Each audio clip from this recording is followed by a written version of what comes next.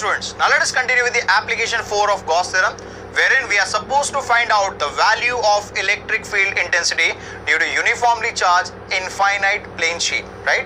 Now students, in this particular module, we'll be dealing with the mathematical part of this application, right? Now before starting with the mathematical part, in the previous module, we have discussed that this particular sheet is infinite and it is metal sheet. The charge is present on the surface of the sheet, right? And the surface charge density we have considered as sigma is equal to dq upon ds, where dq is the small amount of charge which is present on small area ds. And why we have considered this formula? Because again in this particular application we'll be enclosing small elemental area ds, right? Now in order to find intensity at point P, right, we have considered small elemental area ds on the surface of sheet, right? At the same time, we have also considered point Q on the other side of the plane sheet, but it is at the same distance as that of point P. Then we have taken PQ as imaginary axis. We have taken ds as the area of cross section at point P and at point Q, and then we have constructed an imaginary cylinder which is referred as Gaussian cylinder. Why it is referred as Gaussian cylinder? Because it is enclosing small elemental area ds, and on that small elemental area ds we are having small charge dq which is given by sigma ds, right? And therefore in this particular case, enclosed charge on the small element, it is equal to sigma ds, right? Now since we are done with the enclosed charge, we'll calculate the value of T and EI, and we'll calculate T and EI by Gauss theorem. Now students, according to Gauss theorem, I can say T and EI, it is equal to enclosed charge, right?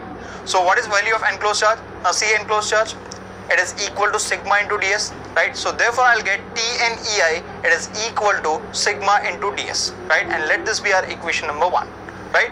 Now again we'll be calculating T and EI, and we'll be calculating it by general method, right? And then we'll discuss about theta, and then we'll get the final value of T and EI. Now students, in this particular case, we are having a Gaussian cylinder. So we are supposed to find out T and EI for the cylinder, right? So I can write T and EI of cylinder, it is equal to. Now how many surfaces does it have? It is having one plane curved surface, and there are two plane surfaces which are present, right? So I can say T and EI of the cylinder, it is equal to T and EI for the curved surface, right, plus T and EI for the plane surface multiplied by 2. Why it is multiplied by 2? Because we are having two plane surfaces in this particular case, right? Now let us move further.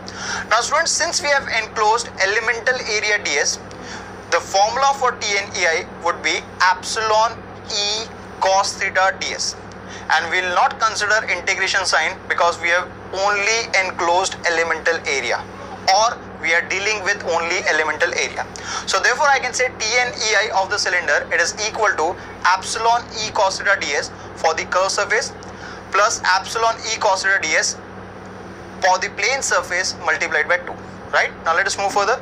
Let us find out the value of theta, right? And before finding out the value of theta, let us first discuss about electric field intensity. Now students, for positive charge, intensity is always directed away from it, right? So for this area ds, intensity would be directed away from it. Why it would be directed? Because it is positively charged, and it is always normal to the given area.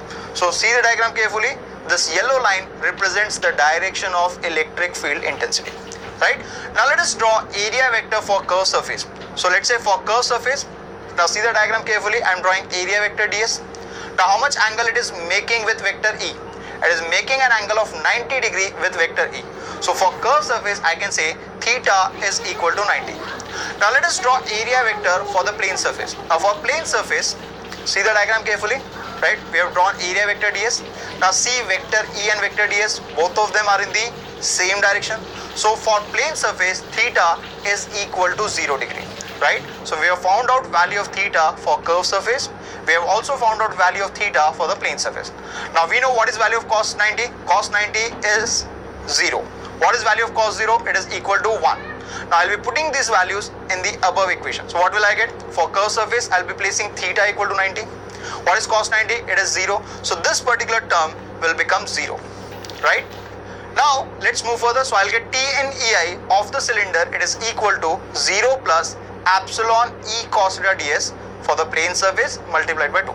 Now students, for the plane surface, theta, it is equal to 0 degree, right? And cos 0, it is equal to 1. So this particular value will become epsilon E into 1 into ds multiplied by 2, right? So what will I get? I'll get Tn EI for the cylinder. It is equal to 2 epsilon E into 1 into ds, right? And this is nothing but value of Tn EI for the given cylinder, and therefore it will become 2 epsilon E into ds, and this is nothing but our equation number 2, right? Now let us move further. Now we have got two values of Tn EI. Now we'll be equating equation 1 and equation 2. So what will I get? I'll get sigma ds, it is equal to 2 epsilon E into ds. Now from this I can cancel out ds, right? And if I rearrange it, I can get the value of capital E as E is equal to sigma upon 2 epsilon. And students, this is nothing but the value of electric field intensity at point P due to charged infinite metal sheet, right? So students, in this particular module, we have discussed the mathematical part of application 4, and we have found out the value of intensity at any point due to infinite charge plane sheet, right? So students, that's it for this particular module. I'll see you in the next module. Till then, keep learning.